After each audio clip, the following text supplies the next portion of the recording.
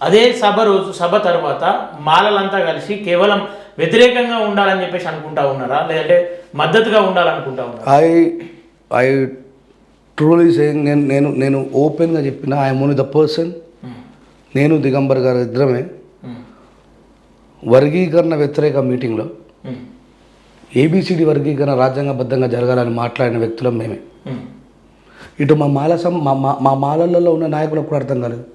అరే ఏబిసిడి వర్గీకరణ జరగాలంటుంది, ఏబిసిడి వర్గీకరణ వ్యతిరేక కమిటీ కదా. We're never accepted that. మాదిగల అభ్యున్నతిని మాలో అడ్డుకున్నా ఒప్పుకోము, అది అంబేద్కరిజం కాదు. వాళ్ళ జనాభా దామాషా ప్రకారం వాళ్ళకు 100% చెందాల్సిందే. అంబేద్కర్ కేవలం మాదిగలకు రిజర్వేషన్ ఇవ్వలేడు. అంబేద్కర్ గారు బీసీలలో ఉన్న పీడితుల కోసం, స్త్రీల కోసం, ఎస్టీల కోసం, ఎస్సీలని కేవలం మాదిగలేనా? 59 కులాలలో ఈ 2 కులాలని పక్కన పెడితే ఈరోజు చదువుకొని అభ్యున్నతిలోకి వచ్చినటువంటి మాలను చూసి మాదిగలు బాధపడుతున్నారు కదా. రేపు మాదిగల్ని చూసి దక్కలు కూడా బాధపడే రోజు వస్తుంది. కారణం ఏంటంటే మనం అవకాశాల వరకు చేరుకోలేకపోయినాం. అంబేద్కర్ గారు క్లియర్గా చెప్పారు, మీరు చదువుకుంటే విద్యావంతులైతే, మీకు ఆలోచన వస్తే, మీరు పోటీ పరీక్షలు రాసి పాస్ అయితే, మీరు రకరకాల బిజినెస్ చేసుకుని డెవలప్ అయితే, ఈరోజు మాలోళ్ళు అంటున్నట్టుగానే రేపు దక్కలోళ్ళు కావచ్చు, చిందోలు కావచ్చు, ఇంకో 20 సంవత్సరాల తర్వాత వీళ్ళని అంటారు. కానీ మనం ఆ బలహీన పరిస్థితుల్లో ఉండడానికి గల కారణం ఏంటంటే ఆ నిచ్చెన మెట్ల వ్యవస్థ నుంచి మనం పైకి రావడానికి మనకు ఒక తాడు ఉంటుంది. ఆ తాడే విద్య.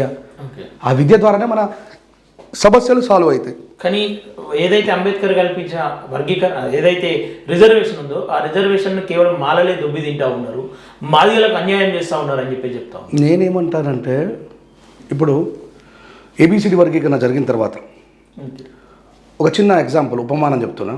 1,00,000 మంది మాదిగలు ఉన్నారు, 1,00,000 మంది మాదిగలు ఉన్నారు.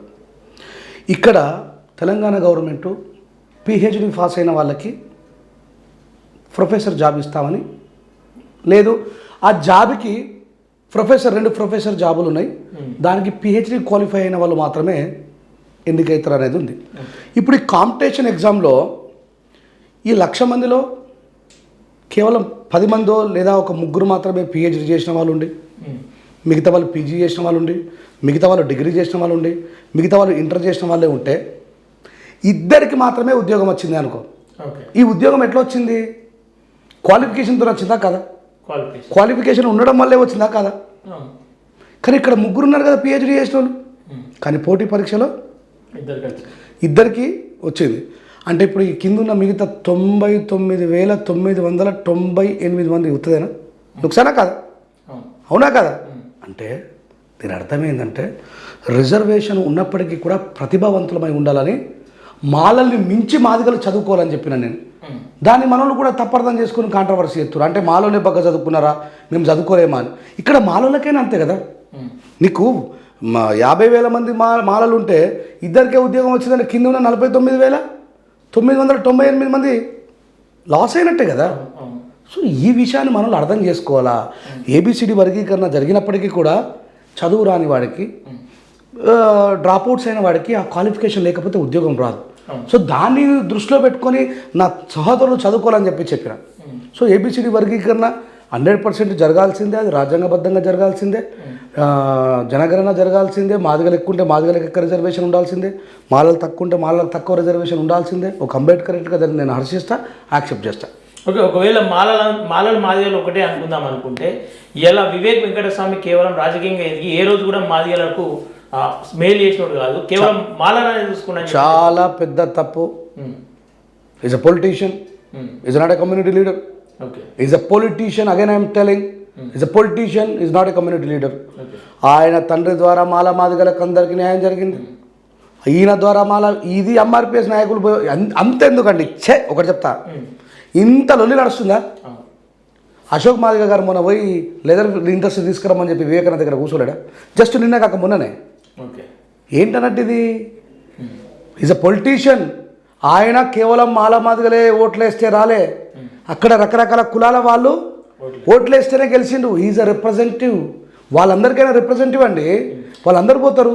ఇదే ప్రశ్న నేను అడిగిన, వాళ్ళ తండ్రి ద్వారా మాలలకు మాదిగలకు అందరికి మేలు జరిగిందని చెప్పేసి, అంటే కేవలం మాలలకే జరిగింది, మాదిగలకు ఎక్కడ జరిగిందో ఒక్కసారి చూపియండి అని చెప్పేసి సవాల్ చేసిన మందకృష్ణ మాదిగ.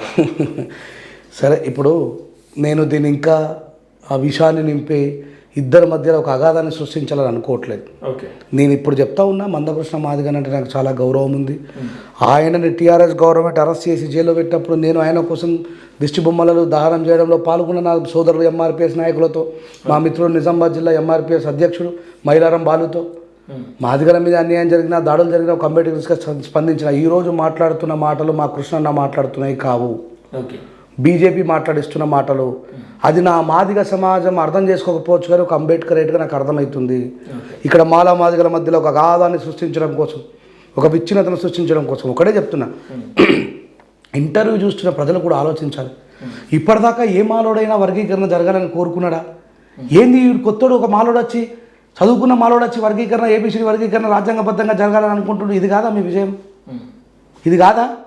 నేను మాట్లాడట్లే కదా, మిగతా మాట్లాడినట్టు అద్దో కావద్దో కలిసే ఉంది. As, if you are not understanding each others, విడిపోయి తప్పే ఉంది.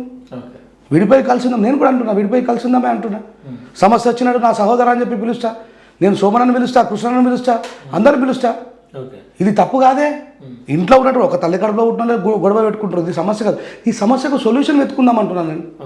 ఇప్పుడు అన్న మాట్లాడుతున్న మాటలు నీకు క్లియర్గా చెప్పిన, మాలలు మనవాదులు, మాలలు దొబ్బితిన్నారు, మాలలు ద్రోహులు, మాలలు సైకోలు, ఇవి వద్దు మనకు.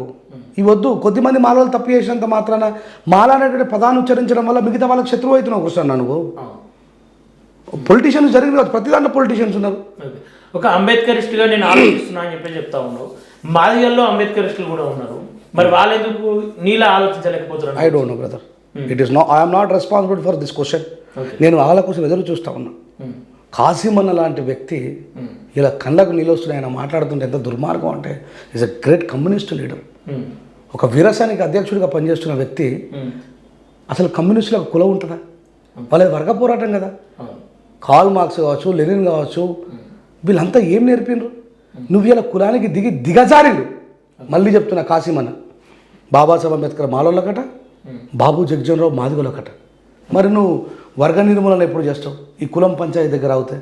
ఇవాళ నేను కాలోజీ టీవీ ద్వారా మన కాసిమన్నను సవాల్ చేస్తూ ఉన్నా. కాసిమన్న, ఆదాని అంబానీ కోసం ఎవరు లాలూచీలు చేస్తూ ఉన్నారు?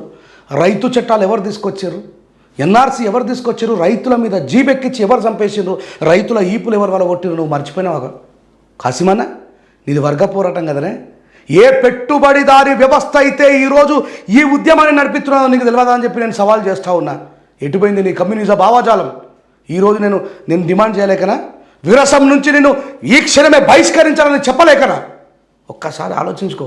మాకు విద్యాబుద్ధులు నేర్పి, మాకు ఉద్యమాలు నేర్పినటువంటి మీరు ఉద్యమాల నుంచి తప్పిపోకూడదు అని చెప్పేసి నేను మిమ్మల్ని రిక్వెస్ట్ చేస్తూ ఉన్నా. నీ సిద్ధాంతం ఏం నేర్పింది? నువ్వు ఈరోజు ఏం మాట్లాడుతున్నావు?